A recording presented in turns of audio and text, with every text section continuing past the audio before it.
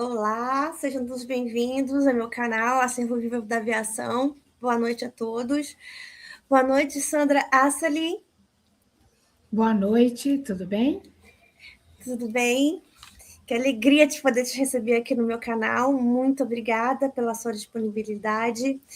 A Sandra Assali é bacharel em Direito, presidente da Abrapava, desde 1997, diretora da Centra, gerenciamento de crise e integrante da Comissão de Direito Aeronáutico do Conselho Federal da OAB.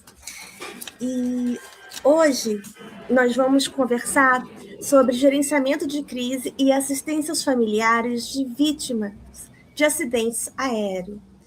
A Sandra fala conosco diretamente de São Paulo. Seja muito bem-vinda, Sandra, e eu começo já perguntando: como surgiu seu envolvimento com a assistência a familiares de vítimas de acidentes aéreos?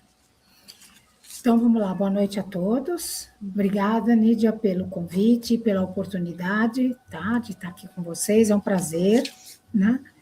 E vamos lá.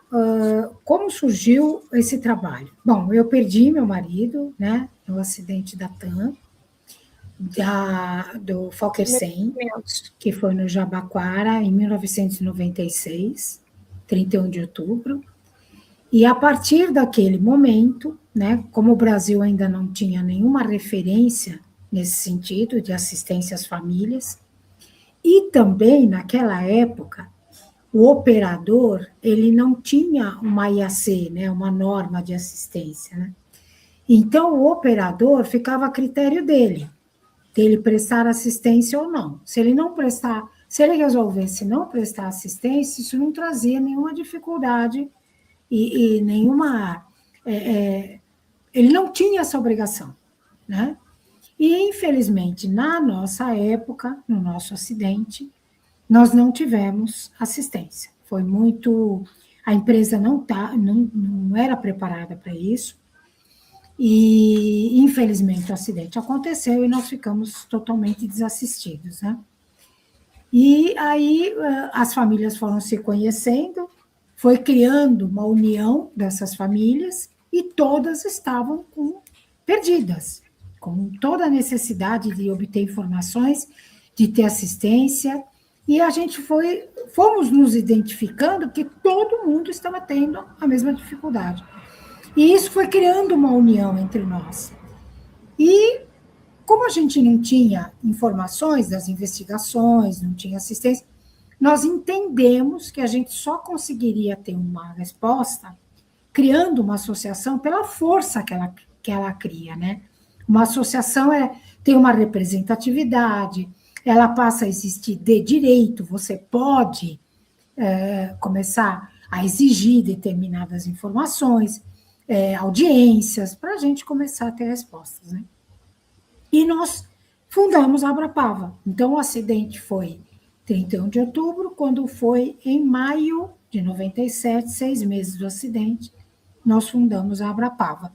Só que a gente entendeu que ela deveria ser uma associação brasileira e não específica daquele acidente.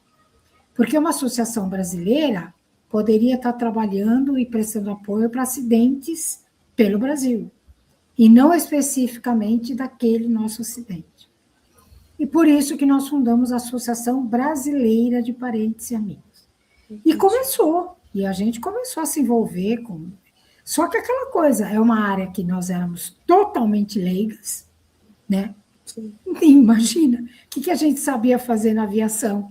Comprar passagem aérea e entrar no avião, né? A gente não sabia nada. Então, obviamente que a gente precisou de muito apoio, nós tivemos muito apoio de especialistas, porque começamos a ser procurados por outras famílias, né, para pedir ajuda em acidentes menores, né? Você está falando da aviação geral, acidentes onde às vezes só tem uma vítima, mas é um familiar que está em sofrimento, que precisa de ajuda, né? Só que como fazer, né? Para além da experiência humana que nós também vivenciamos, então você vai lá e dá um acolhimento. Tem a questão também de uma série de perguntas. E agora o que acontece? Que direitos eu tenho? a gente não sabia nada. Então, nós fomos contando com o apoio de vários, começamos a procurar as seguradoras para entender, especialistas em aviação para entender como é todo o processo. Como é que é isso de duas investigações? CENIPA e investigação criminal.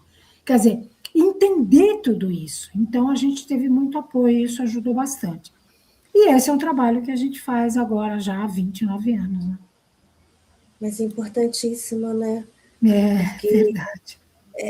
Vocês foram bravadoras, né? Porque na dor, vocês se uniram e se tornaram muito mais fortes. Sim. E hoje, com certeza, podem ajudar muitas pessoas. É o que a gente fala, né? Eu costumo dizer, no meio do caos, você não tem noção da força que você tem, né? Quando a coisa acontece, você se surpreende com a tua própria força, né? Exato. Então, foi muito...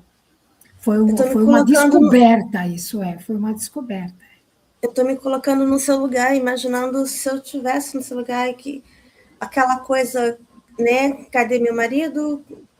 Como é que eu faço com a minha vida? Como é que... O que estava na responsabilidade dele, que agora passou a ser minha responsabilidade, com quem que eu falo, para onde eu vou, filhos pequenos, né? Então, é muita pergunta sem resposta. Eu tinha minha filha com 4 e meu filho com 7.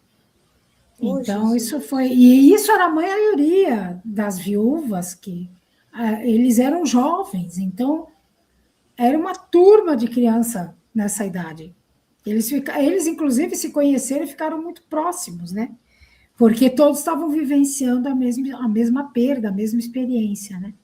Uhum. Então, eram muitas crianças. Foram mais de 100 crianças órfãs, menores, entendeu? Olha a extensão disso, né? A extensão, com certeza, com certeza. Porque quando cai um avião, né, apesar que a aviação ela é bem segura, mas quando isso acontece, sim. As pessoas ficam assim, eu não vou voar mais, mas ninguém fica assim, tá, mas e as famílias dessas pessoas? Exatamente. E aí? Exatamente.